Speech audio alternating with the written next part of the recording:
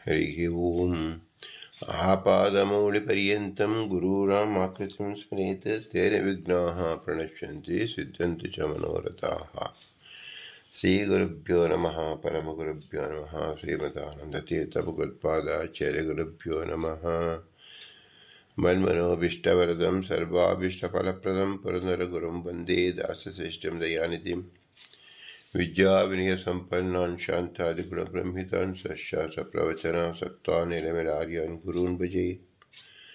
पृथ्वी मण्डलमध्यस्थाः पूर्णबोधमतानुगाः वैष्णवाः विष्णुहृदयाः तान् नमस्ते गुरुर्मम। हरिः ओम्। ಶ್ರೀಶಾ ಪಾಹಿ. ಅನಂತಕೋಟಿ ಬ್ರಹ್ಮಾಂಡ ಎಂಬುದು ಶ್ರೀ ಪುರಂದರದಾಸ ರಚಿಸಿದ ಭವ್ಯ ಗ್ರಂಥ ರೂಪಕ ಪದ್ಯರೂಪಕವಾಗಿದೆ, ಗದ್ಯರೂಪಕವಾಗಿದೆ. 180 ಗದ್ಯಗಳ ಮಧ್ಯದಲ್ಲಿ 81ನೇ ಗದ್ಯ ಪುರಾಣ ಪುರುಷೋತ್ತಮ ಎಂಬುದನ್ನು ಚಿಂತಿಸುತ್ತಿದ್ದೆವು. ಪುರಾಣ ಪುರುಷೋತ್ತಮ ಎಂದು ಹೇಳಿದಾಗ ಸಕಲ ಪುರಾಣದ ಸಕಲ ವಾಕ್ಯವೂ ಭಗವಂತನನ್ನೇ ತಿಳಿಸುವ ಪ್ರಮೇಯ ಎಂದು ಹೇಳಿದಂತಾಗುತ್ತದೆ. ಪ್ರಸ್ತುತ ನಾವು ಮಾಸ್ತಿ ಪುರಾಣದ ವಚನವನ್ನು ನೋಡುತ್ತಿದ್ದೆವು. ಮುಂದಿನ ವಾಕ್ಯ ಅನ್ವೀಕ್ಷಿಕಿ ಕುತರ್ಕಾಖ್ಯ ತಥೈವ ಅನ್ವೀಕ್ಷಿಕಿ ಪರ. ಮತ್ಸ್ಯ ಪುರಾಣದಲ್ಲಿ ಕೇವಲ ಒಂದೇ ಒಂದು ಶಬ್ದದಿಂದ ತತ್ವವಿಚ್ಛೆ, ತರ್ಕ ಮತ್ತು ಕುತರ್ಕ ಮೂರನ್ನೂ ಸಹ ತಿಳಿಸ್ತಕ್ಕಂಥ ಶಬ್ದ ಅನ್ವೀಕ್ಷಿಕಿ ಎಂಬತಕ್ಕಂಥದ್ದಾಗಿದೆ. ಅನ್ವೀಕ್ಷಿಕಿ ಕುತರ್ಕಾಖ್ಯ ತಥೈವ ಅನ್ವೀಕ್ಷಿಕಿ ಪರ. ಯಾವುದು ಕುತರ್ಕವಾಗಿದೆಯೋ ಅದೇ ಪರಾಪರ ವಸ್ತು, ಪರಾಪರ ತತ್ವಜ್ಞಾನ, ಪರಾಪರತ್ವವನ್ನು ತಿಳಿಸುವ ವಿದ್ಯೆಯೂ ಎನಿಸುತ್ತದೆ ಅಂತ ಈ ಮತ್ಸ್ಯ ಪುರಾಣದ ವಾಕ್ಯವಾಗಿದೆ. ಈ ವಾಕ್ಯದಿಂದ ನಾವು ಪುರಾಣ ಪುರುಷೋತ್ತಮನನ್ನು ಹೇಗೆ ತಿಳಿಯುವುದು ಎಂದರೆ, ಪುರಾಣ ಪುರುಷೋತ್ತಮ ಎಂಬ ಅತಿ ಸುಲಭವಾದ ಅತಿ ಸೌಮ್ಯವಾದ ರೂಪ ಪದ. ಈ ಪದದಿಂದ ನಮಗೆ ತಿಳಿಯುವುದೇನು? ಭಗವಂತ ಪುರಾಣ ಪುರುಷೋತ್ತಮ.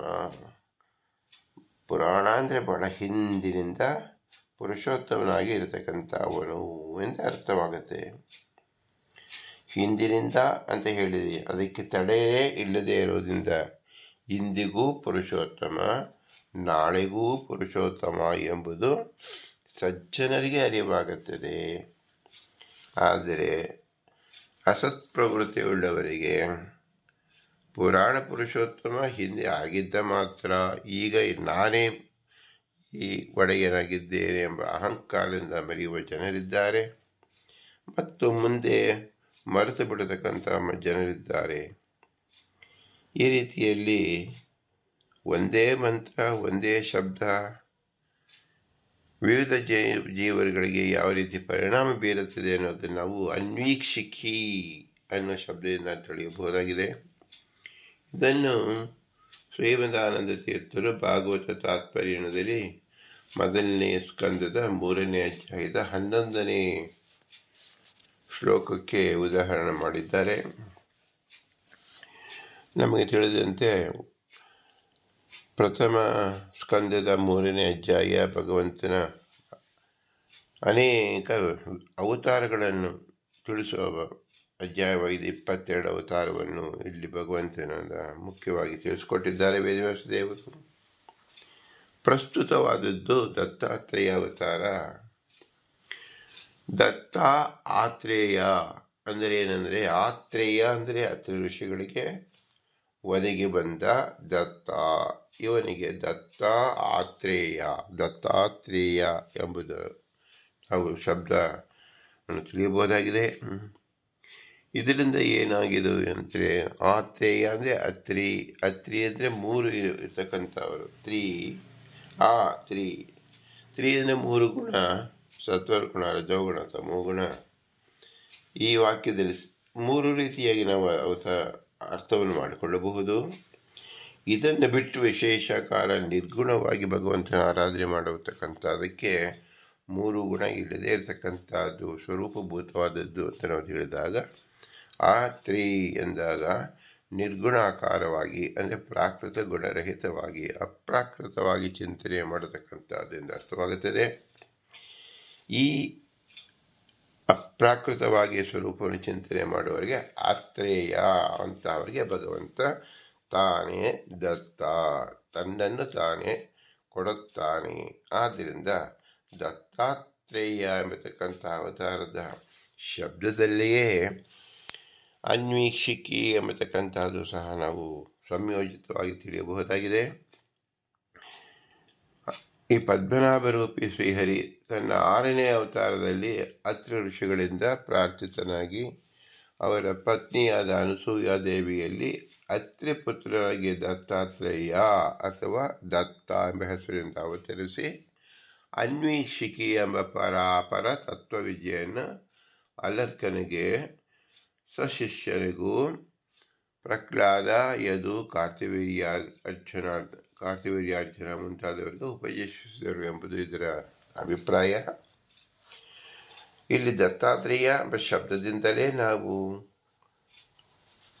ಅಪ್ರಾಕೃತವಾದ ಚಿದಾನಂದ ಸ್ವರೂಪ ಭಗವಂತನನ್ನು ನಿರ್ಗುಣವಾಗಿ ಯಾರು ಉಪಾಸನೆ ಮಾಡುತ್ತಾರೋ ಅವರಿಗೆ ಭಗವಂತ ತನ್ನನ್ನು ತಾನೇ ಕೊಡುತ್ತಾನೆ ಎಂಬ ನಿದರ್ಶನವಾಗಿ ಅತ್ರಿ ಋಷಿಗಳಿಂದ ದತ್ತಾತ್ರೇಯನೇ ಇಲ್ಲಿ ಅವತರಿಸಿದನು ಅಂದರೆ ಕಾಣಿಸಿಕೊಂಡನು ಎಂದರ್ಥ. ಯಾರಿಂದ ಕಾಣಿಸಿಕೊಂಡನು? ತನ್ನ ಪತ್ನಿಯಾದ ಅನಸೂಯ. ಅನಸೂಯ ಅಂದರೆ ಅಸೂಯ ರಹಿತಳಾಗಿರ್ತಕ್ಕಂಥ ಶ್ರೇಷ್ಠ ಸ್ತ್ರೀಯರಲ್ಲಿ ಮುಖ್ಯವಾಗಿರ್ತಕ್ಕಂಥದ್ದು ಯಾವುದಪ್ಪ ಅಂದರೆ ಅಸೂಯ ರಹಿತವಾದ ಗುಣವೇ ಅತೀ ಮುಖ್ಯವಾದ ಗುಣ. ಆದ್ದರಿಂದ ಅಸೂಯ ಅಂದರೆ ಏನು? ಸೂಯ, ಅಸೂಯ, ಅನಸೂಯ. ಭಗವಂತ ನಮಗೆ ಏನು ಕೊಟ್ಟಿದ್ದನ್ನು ತೃಪ್ತಿಯಾಗಿ ಇಟ್ಟುಕೊಂಡು ಅದರಲ್ಲೇ ಭಗವಂತನನ್ನು ಆರಾಧನೆ ಮಾಡತಕ್ಕಂಥದ್ದು, ಪರರ ಸ್ವತ್ತು, ಪರರ ಯಾವುದೇ ವಿಶ್ವದ ಸಂಪತ್ತಿಗೆ ಕಣ್ಣು ಹಾಗಿಸದೆ ತನಗೆ ಕೊಟ್ಟಿದ್ದನ್ನಲ್ಲಿ ಮಾತ್ರ ತೃಪ್ತಿಯಾಗಿರ್ತಕ್ಕಂಥದಕ್ಕೆ ಅನಸೂಯ ಅಂತ ಹೆಸರು. ಯಾರು ಪರರ ವಸ್ತುಗಳಲ್ಲಿ ಆಸಕ್ತಿ ಹೊಂದಿರುವುದಕ್ಕೆ ಅಸೂಯ ಅಂತ ಹೆಸರು. ಸೂಯ ಎಂದರೆ ಹರಡುವುದು, ಅಸೂಯ ಅಂದರೆ ವಿಷಮ ರೀತಿಯಲ್ಲಿ ಹರಡುವುದು. ಅಂದರೆ ಪರವಸ್ತುವಿನಲ್ಲಿ ನಾವು ಅಪೇಕ್ಷೆ ಪಟ್ಟರೆ ಅದು ಯಾವ ರೀತಿಯಲ್ಲಿ ನಾವು ಅಪೇಕ್ಷೆ ಪಟ್ಟರೂ ಸಹ ಅದು ನಮಗೆ ಅದು ಘಾಸಿ ಮಾಡುತ್ತದೆ. ನಮ್ಮ ಮನಸ್ಸಿನ ಸಂಕಲ್ಪ ವಿಕಲ್ಪಗಳಿಗೆ ಘಾತಿ ಮಾಡಿಸುತ್ತದೆ, ವಾಕ್ ತಪಸ್ಸು ನಿಲ್ಲಿಸುತ್ತದೆ, ದೈಹಿಕವಾಗಿ ಶ್ರಮವನ್ನು ಪಾಡಿಸುತ್ತದೆ. ಆದ್ದರಿಂದ ಆ ಸೂಯ ಎಂಬತಕ್ಕಂಥದ್ದು ನಮಗೆ ತಾಪದಾಯಕವಾದದ್ದು. ಈ ತಾಪದಾಯಕವಾದ ಈ ಸ್ಥಿತಿಯಿಂದ ಯಾರಿಗೆ ದೂರ ಸರಿಯುತ್ತಾರೋ ಅವರಿಗೆ ಅನಸೂಯ ಅಂತ ಹೆಸರು. ಭಗವಂತ ಕೊಟ್ಟಿದ್ದಲ್ಲಿ ಮಾತ್ರ ತೃಪ್ತಿ ಹೊಂದತಕ್ಕಂಥದ್ದು ಎಂಬತಕ್ಕಂತಾಗಿ. ಆದ್ದರಿಂದ ದತ್ತ, ಆತ್ರೇಯ ಮತ್ತು ಅನಸೂಯ ಎಂಬುದು ಸಹ ಲಾಕ್ಷಣಿಕ ಪ್ರಯೋಗವಾಗಿ ಭಗವಂತ ನಮ್ಮಲ್ಲಿ ನಮ್ಮ ನುಡಿಯನ್ನು ಕೇಳಬೇಕಾದ್ರೆ ನಾವು ಹೇಗಿರಬೇಕು? ಅನಸೂಯ ಅಂದರೆ ಪರರ ಸ್ವತ್ತಿಗೆ ನಾವು ಕಣ್ಣನ್ನು ಹಾಯಿಸಬಾರದು, ವಾಕ್ಯವನ್ನು ಸೇರಿಸಬಾರದು, ಮನಸ್ಸು ಹಾಕಬಾರದು ಎಂಬುದು ಬುದ್ಧಿ ತತ್ವಕ್ಕೆ ಸ್ತ್ರೀಲಿಂಗವಾಗಿರುವುದರಿಂದ ಅನಸೂಯ ಎಂಬತಕ್ಕಂಥದ್ದು ಒಳಗಿನ ಮನಸ್ಸಿನ ಒಂದು ಭಾಗವಾದ ಬುದ್ಧಿಗೆ ಹೇಳಿದಂತೆ, ಪಾಠವನ್ನು ಹೇಳಿದಂತೆ ಆಗಿದೆ. ದತ್ತ, ಆತ್ರೇಯ ಅಂದರೆ ಆತ್ರೇಯ ಅಂದರೆ ನಮಗೆ ದೈಹಿಕ, ಮಾನಸಿಕ, ವಾಚನಿಕ ಶುದ್ಧತೆಯಿಂದ ಸತ್ವಗುಣ, ರಜೋಗುಣ, ತಮೋಗುಣ ಅತೀತನಾಗಿ ಯಾರು ನಿರ್ಗುಣ ಎಂದು ಉಪಾಸನೆ ಮಾಡುತ್ತೇವೆಯೋ ಅದು ವಿಶೇಷವಾದ ಚೇತನ ಮತ್ತು ಆತ್ಮನಿಗೆ ಸಂಬಂಧಿಸಿದಂತೆ ಆಗಿದೆ. ಈ ರೀತಿಯಲ್ಲಿ ಉಪಾಸನೆ ಮಾಡಿದರೆ ಅವನಿಗೆ ಅತ್ರಿ ಅಂತ ಹೆಸರು. ಆಗ ಭಗವಂತ ಅನಸೂಯವಾಗಿ ಆತ್ರೇಯನಾಗಿರುತ್ತಾರೋ ಅವರಿಗೆ ಭಗವಂತ ತನ್ನನ್ನು ತಾನೇ ಬರೆದುಕೊಳ್ಳುತ್ತಾನೆ, ತನ್ನನ್ನು ತಾನೇ ತೋರಿಸಿಕೊಳ್ಳುತ್ತಾನೆ, ತನ್ನ ತೃಪ್ತಿಯನ್ನು ಹೊರಗಡೆಯುತ್ತಾನೆ ಎಂದು ಹೆಸರು. ಅವನಿಗೆ ದತ್ತ ಎಂದು ಹೆಸರು. ಭಗವಂತನಿಗೆ ಯಾರು ಕಸಿದುಕೊಳ್ಳಲು ಸಾಧ್ಯವಿಲ್ಲ. ಭಗವಂತನ ಸ್ವಯಂ ಪ್ರೇರಣೆಯಿಂದ ಆತನೇ ನಮ್ಮನಿಗೆ ಒಲಿದು ಬರಬೇಕು. ಆದ್ದರಿಂದ ಅವನಿಗೆ ಹೆಸರು ದತ್ತ ಎಂದು ಹೆಸರು. ಹೀಗೆ ದತ್ತಾತ್ರೇಯ ಅನಸೂಯ ಎಂಬ ಶಬ್ದದಿಂದಲೇ ಪುರಾಣ ಪುರುಷೋತ್ತಮ ಎಂಬ ಪುರಂದರಸರ ವಾಕ್ಯವನ್ನು ನಾವು ಹೇಗೆ ಅರ್ಥ ಮಾಡಿಕೊಳ್ಳಬೇಕೆಂದರೆ, ಪುರಾಣ ಪುರುಷೋತ್ತಮ ಎಂಬುದು ಅತಿ ಹಿಂದಿನ ಕಾಲದಲ್ಲಿ ಇದ್ದ ವ್ಯಕ್ತಿ ಅಂತ ತಿಳಿಯಬಾರದು. ಪ್ರಸಕ್ತವಾಗಿಯೂ ಇದ್ದಾನೆ, ಅನಂತ ಕಾಲಕ್ಕೂ ಅವನೇ ಇದ್ದಾಗಿರುತ್ತಾನೆ. ಆದ್ದರಿಂದ ಅವನೇ ನಮ್ಮ ಬಿಂಬರೂಪಿ ಭಗವಂತ, ಅವನನ್ನೇ ಪುರುಷೋತ್ತಮ ಎಂಬ ನಿಶ್ಚಿತ ಜ್ಞಾನವನ್ನು ಹೊಂದಬೇಕು ಎಂಬುದೇ ತಾತ್ಪರ್ಯ. ಇಲ್ಲಿ ಶ್ರೀಮದಾನಂದ ತೀರ್ಥರು ತಾತ್ಪರ್ಯವನ್ನು ಬರೆಯುತ್ತಾ, ಅನ್ವೀಕ್ಷಿಕೀಂ ತತ್ವವಿದ್ಯಾಂ ಅನ್ವೀಕ್ಷಿಕಿ ಕುತರ್ಕಾಖ್ಯಂ ತಥೈವ ಅನ್ವೀಕ್ಷಿಕಿ ಪರಾ ಎಂದು ಮತ್ಸ್ಯಪುರಾಣದವನ್ನೇ ಉದಾಹರಿಸಿದ್ದಾರೆ. ಅನ್ವೀಕ್ಷಿಕೀಂ ತತ್ವವಿದ್ಯೆಯನ್ನು, ಕುತರ್ಕ ವಿದ್ಯೆಯೂ, ಪರಾಪರ ತತ್ವವನ್ನು ತಿಳಿಸುವ ವಿದ್ಯೆಯು ಅನ್ವೀಕ್ಷಿಕಿ ಎಂದೆನಿಸುತ್ತದೆ ಎಂದು ಮತ್ಸ್ಯಪುರಾಣದ ವಾಕ್ಯವನ್ನು ತಿಳಿಸಿದ್ದಾರೆ. ಅಂದರೆ ಅನ್ವೀಕ್ಷಿಕಿಂ ಅಂದರೆ ಆಯಾ ಜೀವರಿಗೆ ಯೋಗ್ಯವಾದ ವಿದ್ಯೆ. ಒಬ್ಬರಿಗೆ ಪರಾಪರ ತತ್ವ ವಿವೇಕ ಜ್ಞಾನ, ಇನ್ನೊಬ್ಬರಿಗೆ ಕುತರ್ಕ ಮತ್ತು ಕೆಲವರಿಗೆ ತತ್ವವಿದ್ಯೆ. ಈ ರೀತಿಯಲ್ಲಿ ಮೂರು ವಿಧ ಜೀವರಿಗೆ ಮೂರು ವಿಧ ವಿದ್ಯೆಯನ್ನು ಒದಗಿಸ್ತಕ್ಕಂಥದ್ದು ಅನ್ವೀಕ್ಷಿಕಿ ದತ್ತಾತ್ರೇಯ ಪಾಲಿಸಿದ ವಿದ್ಯೆ. ಅದೇ ನಾವು ಪುರಾಣ ಪುರುಷೋತ್ತಮ ಎಂದು ಹೇಳಿದಾಗ ಎಲ್ಲರಲ್ಲೂ ತಾಮಸ ಜೀವರಲ್ಲೂ ಪುರುಷೋತ್ತಮನಿದ್ದಾನೆ, ರಾಜಸರಲ್ಲೂ ಪುರುಷೋತ್ತಮನಿದ್ದಾನೆ, ಸಾತ್ವಿಕರಲ್ಲೂ ಪುರುಷೋತ್ತಮನಿದ್ದಾನೆ. ಆದರೆ ಅವರು ತಿಳಿಯುವ ರೀತಿಯಲ್ಲಿ ವಿಭಿನ್ನವಾಗಿರುತ್ತದೆ. ನಮಗೂ ಭಗವಂತನ ಅತ್ಯಂತ ಭಿನ್ನನಾಗಿ ನನ್ನ ಆಶ್ರಯ ಅಂದರೆ ನನ್ನ ಇರುವುದಕ್ಕೋಸ್ಕರವಾಗಿ ಭಗವಂತನಿದ್ದಾನೆ. ನಾವು ಅವನ ಆಭಾಸ ರೂಪ ಅಂದರೆ ಪ್ರತಿಬಿಂಬ ರೂಪ. ಭಗವಂತ ನಮಗೆ ಬಿಂಬ, ಎಲ್ಲರಿಗೂ ಬಿಂಬನಾಗಿದ್ದಾನೆ ಎಂಬ ದಿವ್ಯ ಪ್ರಜ್ಞೆ ಬರುವುದು ಸಾತ್ವಿಕದಾದರೆ. ಮಧ್ಯಮ ಅಂದರೆ ರಾಜಸ ಮತ್ತು ತಾಮಸರಿಗೆ ಭಗವತ್ ಸಾಕ್ಷಾತ್ಕಾರದ ಪ್ರಮೇಯ ಹುಟ್ಟುವುದಿಲ್ಲ. ಏಕೆಂದರೆ ಭಗವಂತನನ್ನು ಸಮ್ಯಕ್ ಜ್ಞಾನವಾಗಿ ಅವರು ತಿಳಿದುಕೊಳ್ಳುವುದಿಲ್ಲ. ಆದ್ದರಿಂದ ಶ್ರೀ ವೇದವ್ಯಾಸದೇವರು ಬ್ರಹ್ಮತರ್ಕವನ್ನು ಯಾವ ದಿವ್ಯ ಶಾಸ್ತ್ರವನ್ನು ರಚಿಸಿದ್ದಾರೆ. ಆ ಬ್ರಹ್ಮತರ್ಕ ವಿದ್ಯೆ ಕುತರ್ಕಗಳಿಗೆ ವಿಶೇಷ ಕಾಲವಾಗಿ ಉಪಯೋಗ ಮಾಡಿಕೊಂಡು ಭಗವಂತನ ವಿರುದ್ಧವಾಗಿಯೇ ತಿಳಿದುಕೊಳ್ಳುತ್ತಾರೆ. ಮತ್ತು ಯಾರ ಅಸಜ್ಜನರು ಅದರಲ್ಲಿ ವಿಪರೀತ ಅರ್ಥವನ್ನು ಮಾಡಿಕೊಂಡು ತಮಗೆ ಅನುಕೂಲವಾದ ರೀತಿಯಲ್ಲಿ ಅರ್ಥವನ್ನು ಮಾಡಿಕೊಂಡು ಅವರ ಗತಿಯನ್ನು ಅವರು ಹೊಂದುತ್ತಾರೆ. ಆದ್ದರಿಂದ ಅನ್ವೀಕ್ಷಿಕಿ ಎಂಬ ವಿದ್ಯೆ, ಪುರಾಣ ಪುರುಷೋತ್ತಮ ಎಂಬ ಭಗವತ್ ತತ್ವ ಎರಡೂ ಸಹ ಆಯಾ ಜೀವರ ಯೋಗ್ಯತೆಯನ್ನು ಅನುಸರಿಸಿಯಾಗಿ ಇರುತ್ತದೆ ಎಂಬುದನ್ನು ಸೂಕ್ಷ್ಮವಾಗಿ ಪುರಂದರದಾಸರು ಹೇಳಿದ ವಾಕ್ಯವನ್ನು ಅನ್ವೇಷಿಕೆ ಎಂಬ ತತ್ವವಿದ್ಯೆಯಿಂದ ಶ್ರೀಮದಾನಂದ ತೀರ್ಥರು ಭಾಗವತ ಪ್ರಥಮ ಸ್ಕಂದ ದತ್ತಾತ್ರೇಯ ಅವತಾರ ಮೂಲಕ ನಮಗೆ ತಿಳಿಸಿಕೊಟ್ಟಿದ್ದಾರೆ ಅಂತ ತಿಳಿಯಬಹುದು. ಇಲ್ಲಿ ಇತರ ಅಪರೋಕ್ಷ ಜ್ಞಾನಿಗಳಾದ ಶ್ರೀ ದಾಸರಾಯರುಗಳು ಸಹ ವಿಶೇಷವಾಗಿ ತಿಳಿಸಿಕೊಡುತ್ತಾರೆ. ವಾಸುದೇವ ಅಚ್ಯುತಾನಂದ ಗೋವಿಂದ ಮಹಿದಾಸ ಧನ್ವಂತರಿ ಹರಿಹಂಸ ದತ್ತ ವ್ಯಾಸ ಕಪಿಲ ಅಂತರಾತ್ಮ ಪರಮಾತ್ಮ ಯಜ್ಞೇಶ ವೈಕುಂಠ ನಾರಾಯಣ ಆಜ್ಯ ಅವತಾರಕ್ಕೆ ಆನಮಿಪಿ.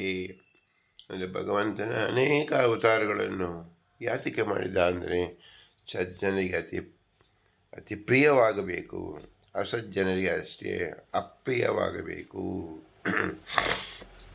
ಭಗವಂತನ ಎಲ್ಲ ಕಾರ್ಯಕ್ರಮಗಳು ಸಹ ಭಕ್ತರನ್ನು ರಕ್ಷಣೆ ಮಾಡುವುದು, ದುಷ್ಟರನ್ನು ಶಿಕ್ಷಣೆ ಮಾಡುವುದಕ್ಕಾಗಿಯೇ ಇರುತ್ತದೆ. ಇದೇ ಭಗವಂತನ ಎಲ್ಲ ಕಾರ್ಯಗಳಿಗೆ ಮೂಲ ರಕ್ಷಣೆಯಾಗಿರುತ್ತದೆ, ಮೂಲ ರೂಪವಾಗಿರುತ್ತದೆ.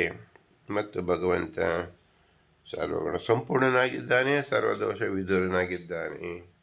ಆದರೂ ಅಸಜ್ಜನರು ಭಗವಂತನ ಸರ್ವಗುಣ ಪೂರ್ಣತ್ವವನ್ನು ತಿಳಿಯುವುದಿಲ್ಲ, ಸರ್ವದೋಷ ವಿದೂರತ್ವವನ್ನು ತಿಳಿಯುವುದಿಲ್ಲ. ಎಲ್ಲ ದೋಷದ ಆರೋಪಣೆಯನ್ನು ಮಾಡುತ್ತಾರೆ. ಅವರೂ ಮನುಷ್ಯರಂತೆ ಎಂದು ಮಧ್ಯಮ ಜೀವರು ತಿಳಿಸಿಕೊಡುತ್ತಾರೆ. ಈ ರೀತಿಯಾಗಿ ಭಗವಂತ ಪುರಾಣ ಪುರುಷೋತ್ತಮ ಪುರಾಣದಲ್ಲಿ ಉಕ್ತವಾಗಿದ್ದರೂ ಸಹ ಆಯಾ ಜೀವರ ತಿಳುವಳಿಕೆ ಭಿನ್ನವಾಗಿಯೇ ಇರುತ್ತದೆ. ಆದ್ದರಿಂದ ಭಗವಂತ ಅನೇಕ ಅವತಾರಗಳನ್ನು ಮಾಡಿ ಅನೇಕ ವಿವಿಧ ರೀತಿಯ ಕಾರ್ಯಗಳಿಗೆ ಬುನಾದಿಯಾಗಿದ್ದಾನೆ. ಅಯೋಗ್ಯರಲ್ಲಿ ದತ್ತಾತ್ರೇಯ ರಕ್ಷಿಸು ಎಂದು ವಾದಿರಾಜರು ನಮಗೆ ತಿಳಿಸ್ಕೊಡುತ್ತಾರೆ. ಏಕೆ ಹೀಗೆ ಆರಾಧನೆ ಮಾಡಿಕೊಂಡರೆಂದರೆ ಭಗವಂತನ ಆರಾಧನೆ ಕ್ರಮದಲ್ಲಿ ಅನಿಷ್ಟ ರೂಪವಾಗಿ ನಮಗೆ ಬಂಧಕವನ್ನು ತೆಗೆದುಕೊಳ್ಳುವುದು, ಬಂಧಕ ನಿವಾರಣೆಯೂ ಸಹ ನಮ್ಮ ಮುಂದೆ ಸಾಗುವಕ್ಕೆ ನಮ್ಮ ಸಾಧನೆಗೆ ಅತಿ ಮುಖ್ಯವಾದ ಸಾಧನೆ ರೂಪವಾಗಿದೆ. ಅದನ್ನು ಪರಿಹಾರ ಮಾಡತಕ್ಕಂಥದ್ದು ಅನೇಕ ರೂಪಗಳು ಭಗವಂತನ 22 ರೂಪಗಳಾಗಿದೆ.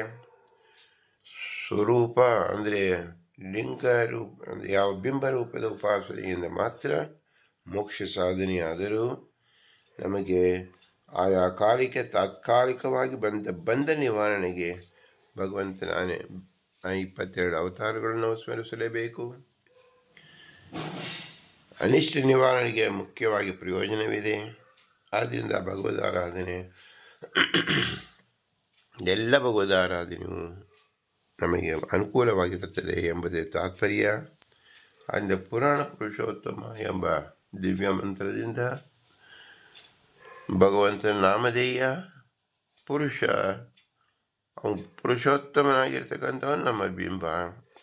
ಆದರೆ ಇಲ್ಲಿ ಲಕ್ಷಣತೆಯ ನಾವು ಪುರುಷೋತ್ತಮತ್ವವನ್ನು ತಿಳಿದಾಗ ನಮ್ಮ ನಿಜವಾದ ಬಿಂಬನ ಹೆಸರು, ನಿಜವಾದ ಬಿಂಬನ ಆಕಾರ, ಗುಣ ಯಾವುದು ವ್ಯಕ್ತವಾಗುತ್ತದೆ, ನಮ್ಮ ಸ್ವರೂಪದ ಗುಣ ಅದು ಕಾಲಾಂತರದಲ್ಲಿ ನಮಗೆ ವ್ಯಕ್ತವಾಗುತ್ತದೆ. ಆದ್ದರಿಂದ ನಾವು ತಾತ್ಕಾಲಿಕವಾಗಿ ಪುರಾಣ ಪುರುಷೋತ್ತಮ ಎಂಬುದನ್ನು ಚೆನ್ನಾಗಿ ತಿಳಿದು ಗಟ್ಟಿ ಮಾಡಿಕೊಂಡಾಗ ಆ ಪುರುಷೋತ್ತಮನೇ ನಮ್ಮ ಬಿಂಬಾಕಾರವಾಗಿ ಬಿಂಬವಾಗಿ ಪ್ರದರ್ಶನ ಮಾಡುತ್ತಾನೆ. ಇದು ಸಹ ಒಂದು ದತ್ತ ಆತ್ರೇಯ. ಯಾರಿದ ಮೂರನ್ನು ಯಾವ ನಿರ್ಗುಣಾಕಾರವಾಗಿ ಭಗವಂತನ ಅಪ್ರಾಕೃತಿತಾನಂದ ಆರಾಧನೆ ಮಾಡುವವರಿಗೆ ಭಗವಂತನೇ ತನ್ನನ್ನು ತಾನೇ ಇಷ್ಟದಿಂದ ಒಲಿದು ಬಂದ ರೂಪ ನಮ್ಮ ಬಿಂಬರೂಪ. ಆ ಬಿಂಬರೂಪವನ್ನು ಚಿಂತನೆ ಮಾಡುವುದಕ್ಕೋಸ್ಕರವಾಗಿ ಭಗವಂತ ಅನೇಕ ಅವತಾರಗಳು ಮಾಡಿದ್ದಾನೆ ಅಂತಲೂ ತಿಳಿಯಬೇಕು. ಪುರಾಣ ಪುರುಷೋತ್ತಮ ಎಂಬುದು ಸಹ ಶ್ರೀ ಪುರಂದರದಾಸರು ಅತ್ಯಂತ ಸಮಂಜಸವಾಗಿ ಹೇಳಿರುವುದರಿಂದ ಭಗವಂತನ ವಿವಿಧ ರೂಪಗಳು, ವಿವಿಧ ಅವತಾರಗಳನ್ನು ಮತ್ತು ನಮ್ಮ ಬಿಂಬೋಪಾಸನೆಗೆ ಪುರುಷೋತ್ತಮ ಮಂತ್ರದ ಅತ್ಯಂತ ಸಮೀಚೀನವಾದ ಅರ್ಥವನ್ನು ಸಹ ನಮಗೆ ಪ್ರಕಟ ಮಾಡುವುದರಿಂದ ಪುರಂದರದಾಸರಿಗೆ ನಾವು ಅನೇಕ ರೀತಿಯಲ್ಲಿ ಕೃತಜ್ಞತಾಪೂರ್ವಕವಾಗಿ ನಮಸ್ಕಾರಗಳನ್ನು ಸಲ್ಲಿಸಬೇಕು. ಇಂತಹ ವಿಶೇಷ ಜ್ಞಾನ ನಮಗೆ ಒದಗಿದ್ದು ಕೇವಲ ಮನುಷ್ಯ ಶರೀರದಲ್ಲಿ ಯುಕ್ತಾಯುಕ್ತ ಚಿಂತನೆ ಮಾಡತಕ್ಕಂಥ ಯೋಗ್ಯ ಬುದ್ಧಿಯನ್ನು ಅನುಗ್ರಹಿಸಿ ತತ್ವಚಿಂತನೆ ಮಾಡಿ ಭಗವಂತನ ನಿಶ್ಚಿತ ಜ್ಞಾನವನ್ನು ಹೊಂದಲಿಕ್ಕೆ ಸಾಧ್ಯವಾದದ್ದೇ ಮನುಷ್ಯ ಶರೀರ. ಈ ಮನುಷ್ಯ ಶರೀರ ಭಗವಂತ ನಮಗೆ ತರಿಸಿಕೊಟ್ಟಿದ್ದು ನಮ್ಮ ತಂದೆ ತಾಯಿಗಳ ಮೂಲಕ. ಆದ್ದರಿಂದ ಅವರ ಉಪಕಾರ ಸ್ಮರಣೆಯನ್ನು ನಾವು ಮಾಡಬೇಕು. ತಂದೆ ತಾಯಿಗಳು ಬದುಕಿರಲಿಕ್ಕೆ ಅನೇಕ ಗುರುಗಳು ಹಿರಿಯರು ಮತ್ತು ಅವರಿಗೆ ಆಶ್ರಯ ಕೊಟ್ಟಿದ್ದರು. ಅವರ ನೆರವಿನಲ್ಲಿ ಅವರು ವಾಸಿಸಿದರು. ಆದ್ದರಿಂದ ಎಲ್ಲ ಗುರು ಹಿರಿಯರ ಅನುಗ್ರಹ ರೂಪವನ್ನು ನಾವು ನೆನೆಸಿಕೊಳ್ಳಬೇಕು. ಗುರು ಹಿರಿಯರಿಗೆ, ಮಾತಾಪಿತಗಳಿಗೆ ಮತ್ತು ನಮಗೆ ಸದಾ ಯಾವ ತತ್ವಾಭಿಮಾನ ದೇವತೆಗಳು ನಿಂತು ನಮಗೆ ಅನೇಕ ಇಂದ್ರಿಯಗಳಲ್ಲಿ ಭಗವಂತ ಪ್ರೇರಿತನಾಗಿ ಭಗವತ್ ಪ್ರಜ್ಞೆಯನ್ನು ಪಾಲಿಸಿದಂಥವರು ತತ್ವಾಭಿಮಾನಿ ದೇವತೆಗಳು. ಆದ್ದರಿಂದ ಅವರು ಎಲ್ಲ ಕಡೆ ಇದ್ದು ನಮ್ಮ ಅಕ್ಕದಲ್ಲಿ ಪಕ್ಕದಲ್ಲಿ ಮೇಲೆ ಒಳಗೆ ಹೊರಗೆ ಎಲ್ಲ ಕಡೆ ನಿಂತಿದ್ದಾರೆ. ನಮಗೆ ಸುಜ್ಞಾನವನ್ನು ಒದಗಿಸ್ತಾ ಇದ್ದಾರೆ. ಆದರೆ ಅವರು ಅವ್ಯಕ್ತ ರೂಪವಾಗಿದ್ದಾರೆ. ನಮ್ಮ ಗುರು ಹಿರಿಯರು, ನಮ್ಮ ತಂದೆ ತಾಯಿ ಸಹಾಯ ಮಾಡೋ ಗುರು ಹಿರಿಯರು ಸಹ ಇದ್ದರು ಎಂಬುದು ನಾವು ಒಪ್ಪುತ್ತೇವೆ. ಆದರೆ ಈಗ ಅವ್ಯಕ್ತರೇ ನಮಗೆ ಕಾಣಿಸುವುದಿಲ್ಲ. ಅವರು ಕೆಲವರು ಗತಿಸಿ ಹೋಗಿರುತ್ತಾರೆ, ಕೆಲವರು ಗ್ರಂಥಸ್ಥರಾಗಿರುತ್ತಾರೆ, ಕೆಲವರು ದೂರಸ್ಥರಾಗಿರುತ್ತಾರೆ. ಇದು ಮೂರೂ ಗಣಗಳನ್ನು ನಾವು ನೋಡಬಹುದಾಗಿರ್ತಕ್ಕಂಥ ತತ್ವಾಭಿಮಾನಿ ದೇವತೆಗಳಲ್ಲಿ. ತತ್ವಾಭಿಮಾನಿ ದೇವತೆಗಳು ನಮ್ಮ ನಾಲಿಗೆಯಲ್ಲಿ, ಕಣ್ಣಲ್ಲಿ, ಮೂಗಲ್ಲಿ, ಕೂದಲಲ್ಲಿ, ನರಗಳಲ್ಲಿ, ನಾಡಿಗಳಲ್ಲಿ ನೆಲೆಸಿದ್ದರೂ ಸಹ ನಮ್ಮ ಅರಿವಿಗೇ ಬಾರದಂತೆ ಅವರಿದ್ದಾರೆ. ಇದು ಭಗವಂತ ಅವರಿಗೆ ವಿಶೇಷವಾಗಿ ಕೊಟ್ಟಂತಹ ವರ. ಅವರಿಲ್ಲದೆ ಈ ಕಾರ್ಯ ನಡೆಯುವುದಿಲ್ಲ. ಆದರೂ ಅವರು ತಮ್ಮನ್ನು ತಾವು ವ್ಯಕ್ತಪಡಿಸಿಕೊಳ್ಳುವುದಿಲ್ಲ. ಅವರ ಮೂಲಕವೇ ನಮಗೆಲ್ಲ ಜ್ಞಾನವು ಕಾರ್ಯವಾಗಿ ನಡೀತಾ ಇದೆ. ಆದ್ದರಿಂದ ನಾವು ಪ್ರತಿ ಸ್ಮರಣೆ, ಪ್ರತಿ ಕಾಲದ, ಪ್ರತಿ ನಿಮಿಷದ ಒಂದು ರೋಮ ಅಲ್ಲಾಡುವಿಕೆಯೂ ಸಹ ತತ್ವಾಭಿಮಾನಿ ದೇವತೆಗಳಿಂದಲೇ ನಡೆಯುತ್ತಿದೆ ಎಂಬುದನ್ನು ನಾವು ತಿಳಿದುಕೊಳ್ಳಬೇಕು. ತತ್ವಾಭಿಮಾನಿ ದೇವತೆಗಳಿಗೂ, ಗುರು ಹಿರಿಯರಿಗೂ, ಮಾತಾಪಿತರಿಗೂ ಮತ್ತು ನಮಗೂ ವಾಯುದೇವರೇ ಇವರೆಲ್ಲರಲ್ಲೂ ನಿಂತು ಪ್ರೇರಣೆ ಮಾಡಿ ಜ್ಞಾನ ಶಕ್ತಿಯನ್ನು ಕೊಟ್ಟು ಮುಂದೂಡಿಸ್ತಾ ಇದ್ದಕ್ಕಂಥವನು. ಆ ಕಣಾಶ್ವನಾದ ವಿಶ್ವನ ವಿಶೇಷವಾದ ಆಜ್ಞಾರೂಪವಾಗಿ ಎಲ್ಲ ದೇವರಲ್ಲೂ ನಿಂತು ಮುಖ್ಯ ಭಾರತೀಯ ಪತಿಯಾಗಿರ್ತಕ್ಕಂಥ ಮುಖ್ಯ ಪ್ರಾಣದೇವರು ವಾಯುದೇವರು ನಮ್ಮಲ್ಲಿ ಪ್ರಾಣಶಕ್ತಿಯಾಗಿ, ಉಸಿರ ಶಕ್ತಿಯಾಗಿ, ಜ್ಞಾನಶಕ್ತಿಯಾಗಿ ನಿಂತು ಈ ಕೆಲಸವನ್ನು ಮಾಡ್ತಾ ಇದ್ದಾರೆ. ಆದರೆ ಇವರೆಲ್ಲರೂ ಸಹ ಸ್ವತಂತ್ರರು. ಸ್ವತಂತ್ರರಾದ ಭಗವಂತ ಲಕ್ಷ್ಮೀನಾರಾಯಣ ಮಾತ್ರ. ಆ ಲಕ್ಷ್ಮೀನಾರಾಯಣರು ನಿಯಾಮಕರಾಗಿ ಇವರಲ್ಲಿ ನಿಂತು ಈ ಕೆಲಸವನ್ನು ನಡೆಸುತ್ತಿದ್ದಾರೆ ಎಂಬುದನ್ನು ನಾವು ತಿಳಿಯಬೇಕು. ಈಗ ಒಟ್ಟಿನಲ್ಲಿ ನಾವು ಕಣ್ಣಿಗೆ ಕಾಣುವ ತಂದೆ ತಾಯಿಗಳು, ಕಣ್ಣಿಗೆ ಕಾಣುವ ನಮ್ಮ ಇಂದ್ರಿಯಭೂತವಾದ ಶರೀರ, ಇದನ್ನು ಸಂಬಂಧದಿಂದ ತಂದೆ ತಾಯಿಗಳು, ಗುರು ಹಿರಿಯರು, ತತ್ವಾಭಿಮಾನ ದೇವತೆಗಳು ಮತ್ತು ಮುಖ್ಯ ಪ್ರಾಣ ಎಲ್ಲರೂ ನಾವು ಪಂಚಭೂತಾತ್ಮಕದಿಂದ ಪಂಚಭೂತಗಳಿಗೆ ಅಭಿಮಾನಿಗಳಾದ ದೇವತೆಗಳೇ ಆಗಲಿ ಮತ್ತು ವಿಶೇಷ ಆಕಾರವಾಗಿ ಇರತಕ್ಕಂಥ ವಾಯುದೇವರೇ ಆಗಲಿ, ಇವರೆಲ್ಲರೂ ಸಹ ಇದೇ ರೂಪದಲ್ಲಿ ಶಕ್ತಿಯನ್ನು ಕೊಟ್ಟಿರ್ತಕ್ಕಂಥವನು ಭಗವಂತ ಸ್ವತಂತ್ರದ ಪ್ರಭು. ಅವನು ಲಕ್ಷ್ಮೀನಾರಾಯಣರು. ಅವರು ಎಲ್ಲರಲ್ಲೂ ನಿಂತು ಈ ಕೆಲಸವನ್ನು ಮಾಡಿಸ್ತಾ ಇದ್ದಾರೆ. ಅವರೇ ನಮ್ಮ ಬಿಂಬರೂಪಿ. ಆ ಬಿಂಬನೇ ಹೊರಗಡೆ ಪುರುಷೋತ್ತಮ ಎಂಬ ಹೆಸರಿಂದ ನಾವು ಕರೀತಾ ಇದ್ದೇವೆ. ಇದು ದತ್ತಾತ್ರೇಯನಂತೆ. ಯಾರು ಅತ್ರಿ ಅಂದರೆ ತ್ರಿಕರಣ ಶುದ್ಧರಾಗಿ ಭಗವಂತನ ಆರಾಧನೆ ಮಾಡುತ್ತಾರೋ ಆಗ ಭಗವಂತ ತನ್ನನ್ನು ತಾನು ಕೊಳ್ಳುತ್ತಾರೆ. ಎಂದರೆ ಬಿಂಬರೂಪನಾಗಿ ನಮ್ಮಲ್ಲಿ ಸ್ಥಾಪಿತನಾಗಿದ್ದಾನೆ. ಅವನ ದತ್ತಕನಾಗಿದ್ದಾನೆ. ನಾವು ಬಿಂಬನನ್ನು ಆರಾಧನೆ ಮಾಡಿ ಕೂಡಿಸಿಕೊಟ್ಟಿಲ್ಲ. ಅವನೇ ನಮ್ಮಲ್ಲಿ ದತ್ತನಾಗಿದ್ದಾನೆ, ಬಂದು ನಮ್ಮಲ್ಲಿ ನಿಂತಿದ್ದಾನೆ. ಆದ್ದರಿಂದಲೇ ನಾವು ಮಾತಾಡೋಕ್ಕೆ ಸಾಧ್ಯವಾಗಿದೆ. ಎಲ್ಲ ಜ್ಞಾನಕ್ಕೂ ಸಹ ಸಾಧ್ಯವಾಗಿರತಕ್ಕಂಥದ್ದು. ಬಿಂಬನಿಲ್ಲದೆ ಇದ್ದರೆ ಹೇಗೆ ಹಿಂಗೈ ಅಡದೆ ಮುಂಗೈ ಆಡುವುದಿಲ್ಲವೋ ಹಾಗೆ ಎಲ್ಲವೂ ಬಿಂಬಕ್ರಿಯಾ ಏವ ಕ್ರಿಯಾವಾನ್. ಬಿಂಬ ಚಲಿಸಿದರೆ ಪ್ರತಿಬಿಂಬ ಚಲಿಸುವುದು, ಇಲ್ಲದೆ ಆಗುವುದೇ ಇಲ್ಲ. ಈ ಮುಖ್ಯ ಪ್ರಮೇಯನ್ನು ನಾವು ಸದಾ ಜಾಗೃತವಾಗಿ ತಿಳಿದುಕೊಳ್ಳಬೇಕು. ನಾವು ಏನೇ ಮಾಡುತ್ತಿದ್ದರೂ ಸಹ ಬಿಂಬನಿಂದಲೇ ಮಾಡುತ್ತಿರುವುದು. ಬಿಂಬನ ಪ್ರವೃತ್ತಿಯೇ ಇದು. ಬಿಂಬ ಹಿಂದಿನಿಂದ ಮಾಡಿದ್ದರಿಂದ ಪ್ರತಿಬಿಂಬನಾಗಿ ಮಾಡಿದ್ದು ನಮಗೆ ಗೋಚರವಾಗ್ತಾ ಇದೆ ಅಂತ ಹೇಳಬೇಕು. ದರ್ಪಣದಲ್ಲಿ ನಾವು ನೋಡುವಾಗ ನಮ್ಮ ಯಾವ ಪ್ರತಿಬಿಂಬವನ್ನು ಕಾಣುತ್ತೇವೆ, ಪ್ರತಿಬಿಂಬ ದರ್ಪಣ ಹುಟ್ಟಿಸುವುದಿಲ್ಲ, ಇದ್ದುದನ್ನು ತೋರಿಸುತ್ತದೆ. ಹಾಗೆ ಯಾವ ಒಂದು ಕ್ರಿಯೆ ಏನು ತೋರಿಸಿತು ಇದು ಬಿಂಬನಿಂದಲೇ ನಡೆಯುತ್ತಿದೆ ಎಂಬತಕ್ಕಂಥ ಶ್ರೇಷ್ಠವಾದ ಪ್ರಜ್ಞೆ ನಮಗಾಗಬೇಕು. ಆದ್ದರಿಂದ ಪುರಾಣ ಪುರುಷೋತ್ತಮ ಎಂಬ ದಿವ್ಯ ತತ್ವವನ್ನು ಪುರಂದಾಸರು ನಮಗೆ ತಿಳಿಸಿಕೊಟ್ಟಿದ್ದಾರೆ. ಇವರೆಲ್ಲರಲ್ಲೂ ನಿಂತಿರ್ತಕ್ಕಂಥ ನಮ್ಮ ಬಿಂಬರೂಪಿ ಭಗವಂತನೇ ಪುರುಷೋತ್ತಮ. ಅವನನ್ನು ಸದಾ ನಮ್ಮನ್ನು ಸ್ಮರಿಸುವುದೇ ನಮ್ಮ ಆದ್ಯ ಕರ್ತವ್ಯವಾಗಿದೆ. ಹೇಗೆ ಸ್ಮರಿಸುವುದು, ಯಾವುದರಿಂದ ಸ್ಮರಿಸುವುದು ಎಂದರೆ ಅದಕ್ಕೆ ವೇದ ಪುರುಷನಾದ ಭಗವಂತನೇ ನಮಗೆ ಆಜ್ಞೆಯನ್ನು ಕೊಟ್ಟಿರತಕ್ಕಂತೆ ಭೂಯಿಷ್ಟಾಂತೆ ನಮ ಉಕ್ತಿಂ ವಿಧೇಮ. ಭೂಯಿಷ್ಟಾಂತೆ ನಮ ಉಕ್ತಿಂ ವಿಧೇಮ. ಭೂಯಿಷ್ಟಾಂತೆ ನಮ ಉಕ್ತಿಂ ವಿಧೇಮ ಅಂತ ಹೇಳಿ ವಿನಮ್ರವಾಗಿ ನಮಿಸುವುದೇ ನಮ್ಮ ಕರ್ತವ್ಯ. ಇದೇ ಶ್ರೇಷ್ಠವಾದ ಜ್ಞಾನ. ಇದು ಎಲ್ಲರಲ್ಲೂ ಸ್ಥಿರವಾಗಿ ಅಂತ್ಯಕಾಲದಲ್ಲಾಗಲಿ ಸದಾ ಕಾಲದಲ್ಲಿಯೂ ಜಾಗೃತವಾಗಿರಲಿ ಎಂದು ನಾವು ಆಶಿಸೋಣ. ಭಗವಂತ ಇದು ನಡೆಸಿಕೊಡಬೇಕು ಎಂದು ಪ್ರಾರ್ಥಿಸೋಣ. ಭಾರತೀಯರ ಮುಖ್ಯ ಪ್ರಾಣ ಶ್ರೀಕೃಷ್ಣಾರ್ಪಣಮಸ್ತು. ಹರಿ ಓಂ, ಹರಿ ಓಂ, ಹರಿ ಓಂ.